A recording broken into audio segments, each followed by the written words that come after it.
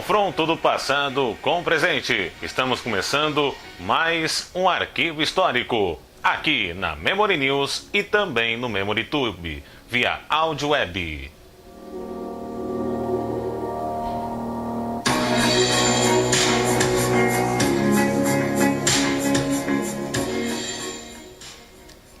Olá pessoal, bem-vindos a mais um arquivo histórico para você. Os melhores documentários você acompanha aqui. De volta com o arquivo histórico. E hoje falaremos sobre mitologia, mas não especificamente de mitologia grega. Falaremos sobre a mitologia, a história da mitologia australiana e maori. Vamos começar falando sobre a mitologia aborígene australiana. Agora, aqui no Arquivo Histórico. Você é o nosso convidado. Vem com a gente.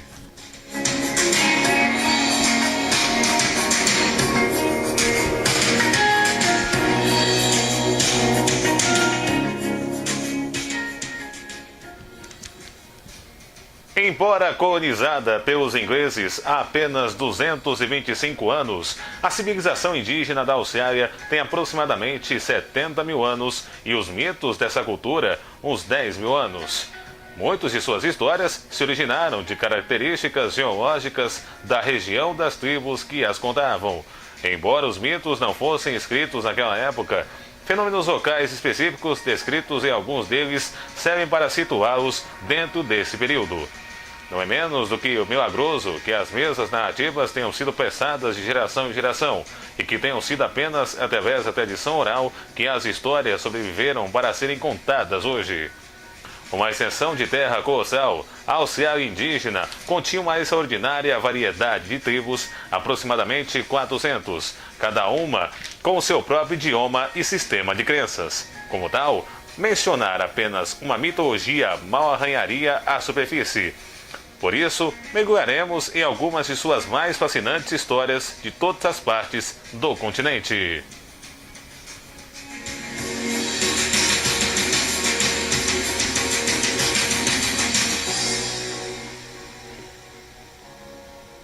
Dream Time, Tempos dos Sonhos.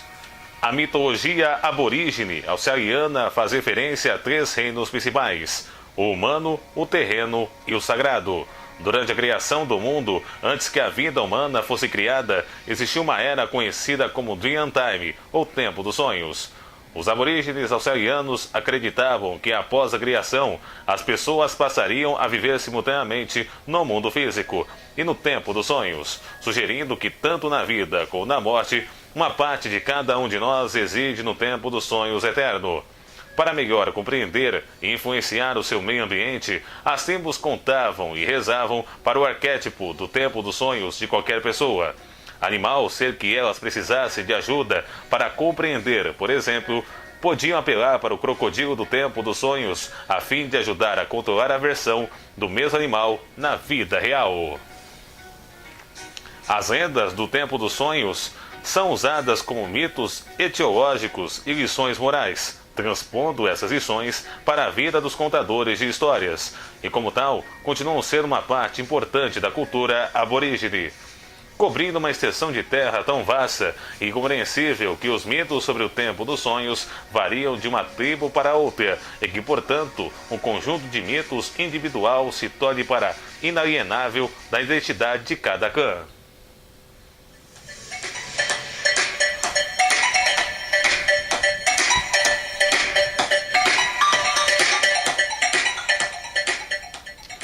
Alcabote, andança. Os aborígenes australianos estavam e ainda estão inextricavelmente ligados ao território, ao seu valor. Uma parte extremamente importante de sua civilização é o conceito de alcabote, ou seja, andança. Uma jornada empreendida pelos adolescentes durante a qual percorrem os antigos caminhos de seus ancestrais. Durante o percurso, esses rapazes param em locais predeterminados e realizam uma série de cerimônias tradicionais.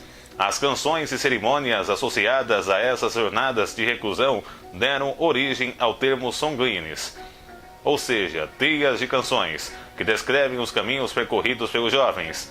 Essas rotas se entrecruzaram por toda a Oceania e unem locais como nascentes, cavernas, marcos e significativas fontes de alimento que são de grande importância para diferentes tribos. Os jovens passam a ter vários meses conectando-se com o território e com os ancestrais através do antigo ritual compartilhado, aprendem a viver a partir da própria terra e alcançar o contentamento e a paz do meio da solidão. Ao retornarem, espera-se que tenham se tornado homens.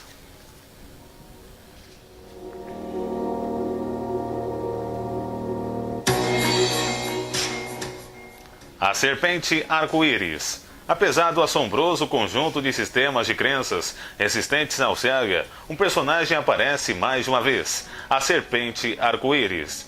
As histórias e os nomes que lhes são atribuídos variam mal. Geralmente, ela é associada à água e, portanto, à própria vida. Em muitas histórias, ela acaba devorando as pessoas, mas também traz tradições e costumes para o povo oceaniano. A serpente arco-íris é usada como mito de criação, bem como a explicação para as leis e costumes e a cultura tribal totêmica que existem em toda a Oceania. Durante o tempo dos sonhos, nos primórdios do tempo, enquanto a serpente viajava de norte a sul da Oceania, as marcas de sua perambulação foram dando origem aos vales, rios e riachos. Finalmente, ela criou os sapos, que emergiram da terra com as barrigas cheias de água. A serpente arco-íris fez cócegas nela, e a água jorrou por todo o mundo, enchendo os rios e os lagos. A partir daí, todas as demais formas de vida, tanto vegetais quanto animais, emergiram. Os cangurus, os emos, as cobras, os pássaros e os outros animais seguiram a serpente arco-íris pelo território afora. Cada animal ajudando a manter o equilíbrio ecológico ao caçar somente para a sua própria espécie.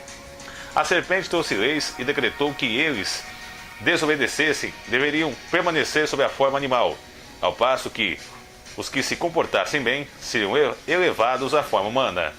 Cada tribo recebeu um totem do animal de que descendia, como ícone identificador e lembrete de suas origens. Era-lhes permitido comer de tudo, menos o animal ancestral, o que significava que haveria comida bastante para todos. Uma crença útil em uma terra onde os recursos são tão escassos.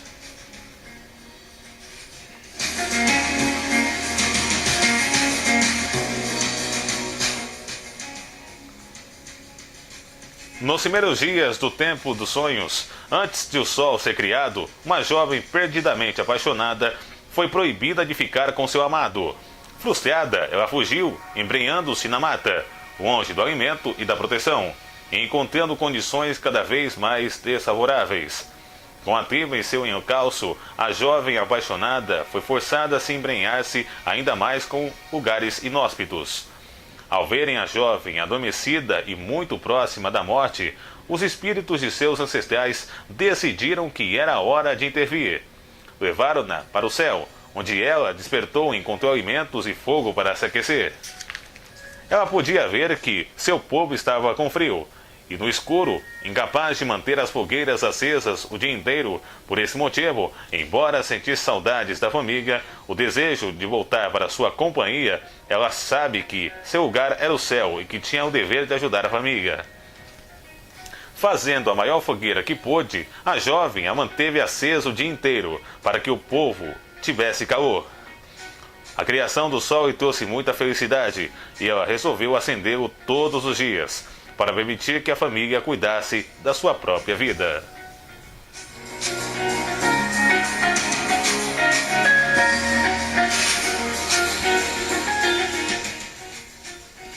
A lua. Em um dia fatídico, um grande caçador do tempo dos sonhos, conhecido como Japara, deixou a esposa e o filho pequeno, e saiu em busca do que caçar.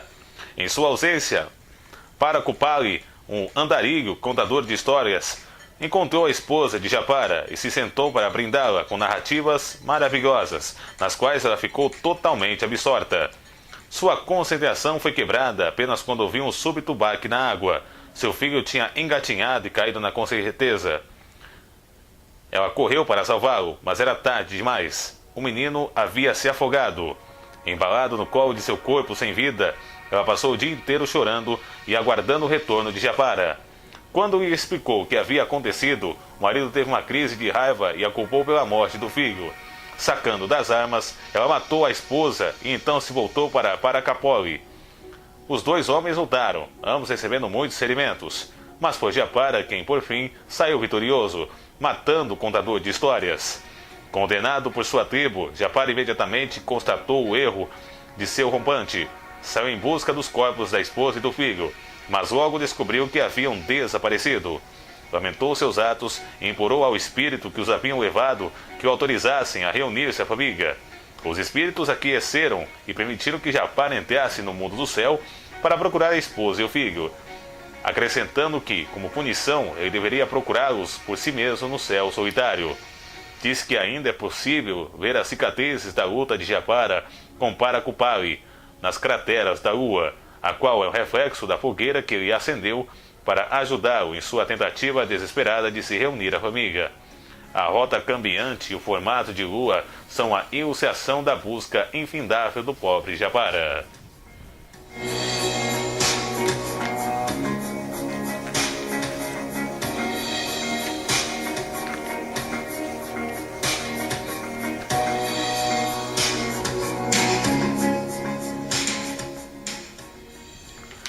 A mitologia Maori.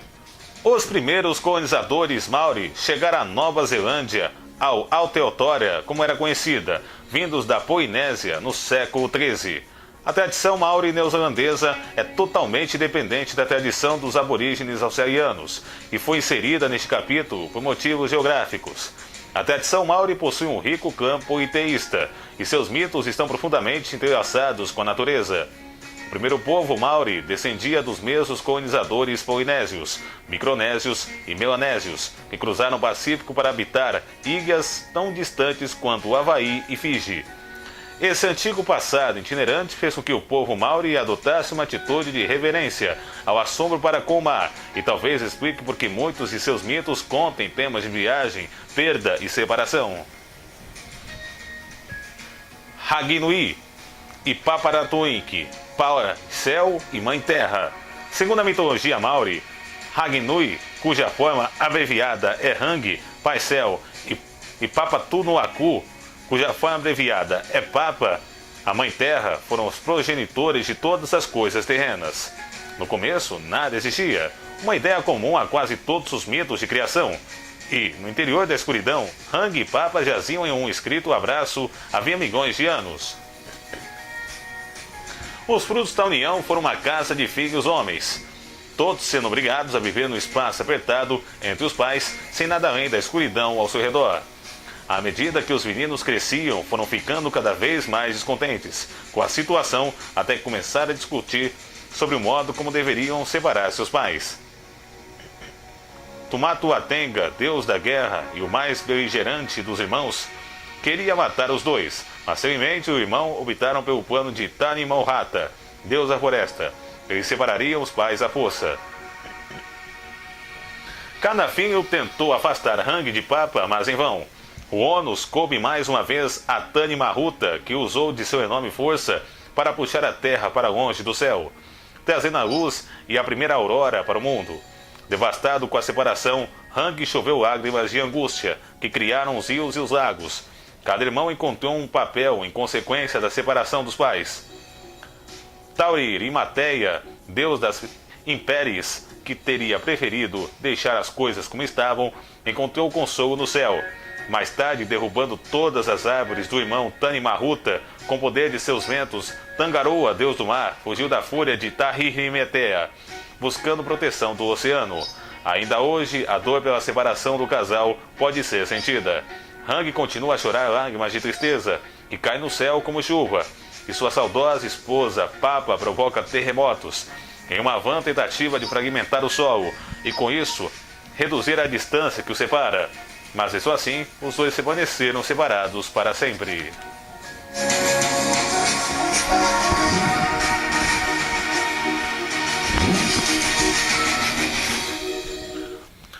Tangaroa, deus do mar.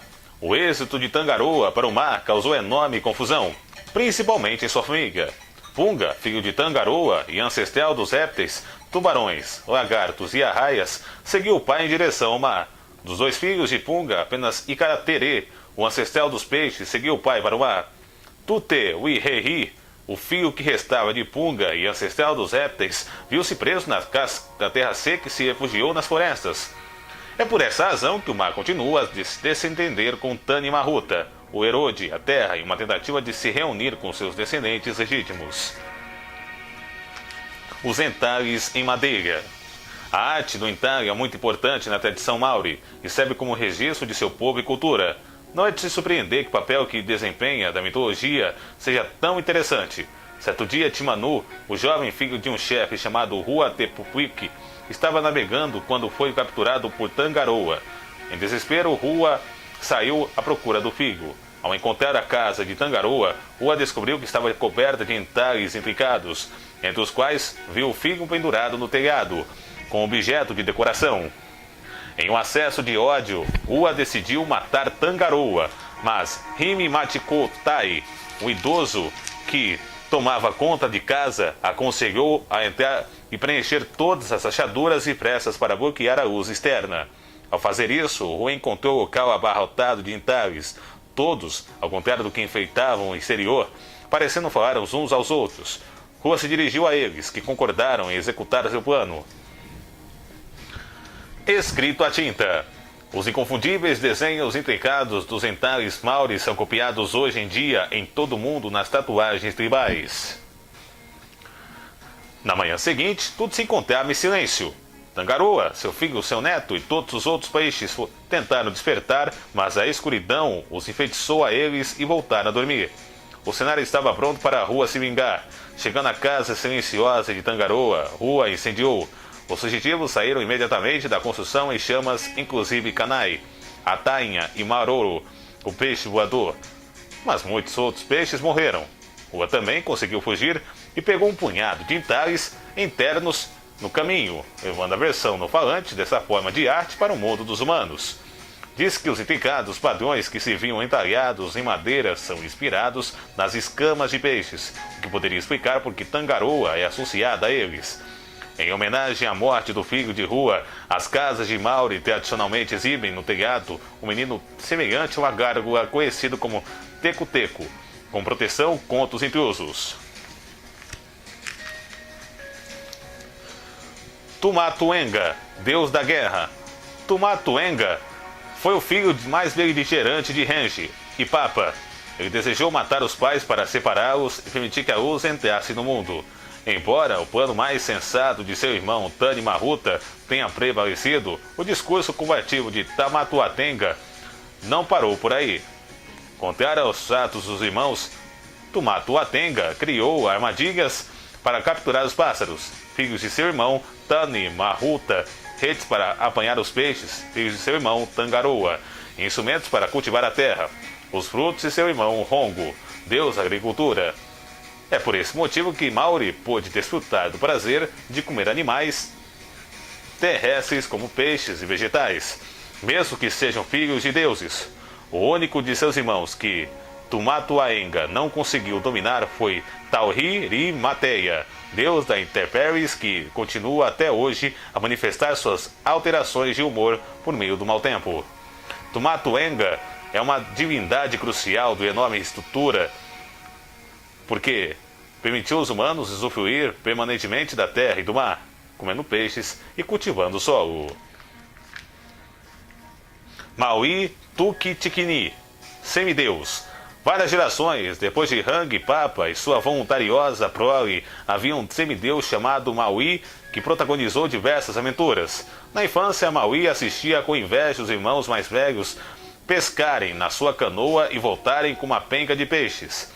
Ele que implorava a todos os peixes que permitissem ir junto, mas eles se recusavam, debochando de sua altura e idade, não se deixando abater. Maui sentou-se e, agregando-se e correndo, em um encantamento maori tradicional, o Karari rezou para que sua linha de pesca adquirisse força extra. Maui se escondeu na canoa de pesca e seus irmãos foram para o mar. Quando estavam bem longe, Maui se rebelou, para grande aborrecimento dos irmãos, e prometeu que eles apanhariam mais peixes do que nunca, graças à sua presença. Quando os irmãos atiraram as linhas, Maui entoou em seu karakia e logo pequena a canoa se encheu de peixes. Em seguida foi a vez de Maui, usando seu próprio sangue como isca no anzol, feita a partir de a mandíbula mágica de sua avó, e entoando novas inovações. Maui atirou a linha, que mergulhou fundo no reino de Tangaroa. Quando a linha se restezou, ficou óbvio que Maui tinha fisgado algumas criaturas de grandes dimensões. A canoa foi arrastada para os lados e para a frente pelo peixe colossal, obrigando os irmãos de Maui a implorar que cortassem a linha. Mas ele a segurou com força, e por fim, puxou o que só pode ser descrito como um peixe gigantesco.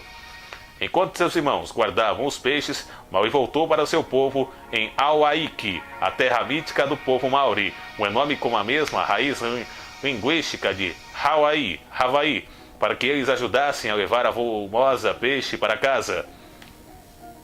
Porém, ao retornarem à canoa, Maui e seus ajudantes encontraram os gananciosos irmãos retalhando os peixes, exigindo partes dele para si mesmo.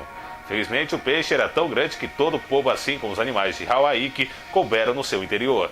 O peixe se tornou a ilha do norte de Aotearoa, Nova Zelândia, sendo suas montanhas e vales uma prova de gananciosa partilha dos irmãos. A canoa de Maui foi habitada como ilha do sul do país.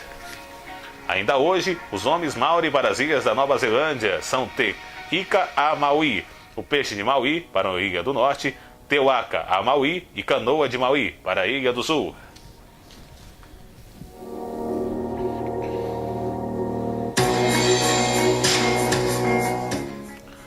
Hine Nui Tepo, deusa da morte. Hine Nui Tepo era filha de Tani Mahuta, deusa das florestas, mas ela também fez dela sua esposa. Quando ela descobriu que na verdade ela era seu pai, fugiu envergonhada para o submundo, no qual se tornou a soberana.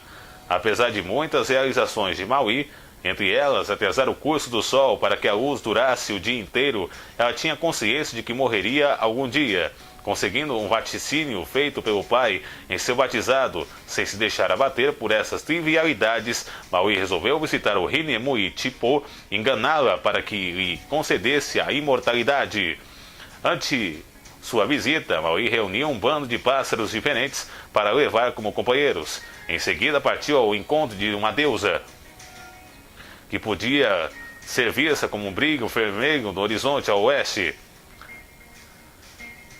Uma portentosa presença física, o cabelo de Hine Tipo se assemelhava a algas marinhas, sua boca uma boa barracuda e ela possuía olhos que eram como pedras rubras. Quando Maui e seus companheiros chegaram à deusa, ela estava dormindo de costas, com as pernas abertas e entre as quais elas viram as árvores afiadas de cristal e rocha vulcânica. Aquela era a entrada para o submundo. Maui corajosamente tirou as roupas, revelando o intricado padrão espinha de peixe de suas tatuagens Maori e avançou do corpo inteiro entre as pernas de Hine Tipo. Embora tivesse pedido aos amigos pássaros que não fizessem barulho até o virem sair pela boca de deusa. Um passarinho não aguentou o absurdo da cena e soltou um pio, achando graça. Hine Tipo despertou imediatamente e cortou Maui ao meio com sua vagina afiada, fazendo dele a primeira criatura viva a morrer. É por causa da experiência de Maui que todos os Maori deveriam vivenciar a morte.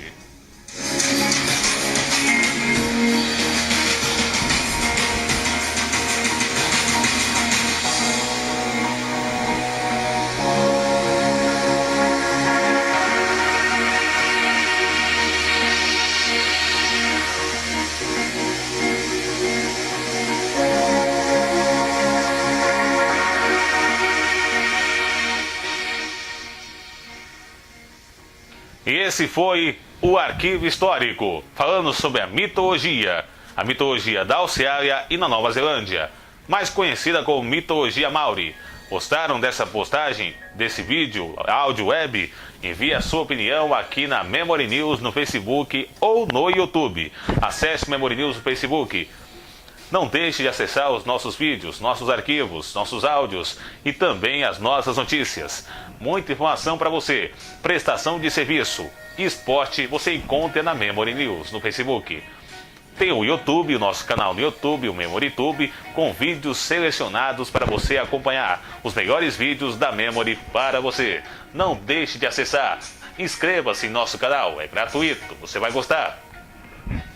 E tem o nosso blog memoriavance.blogspot.com, memoriavance.blogspot.com.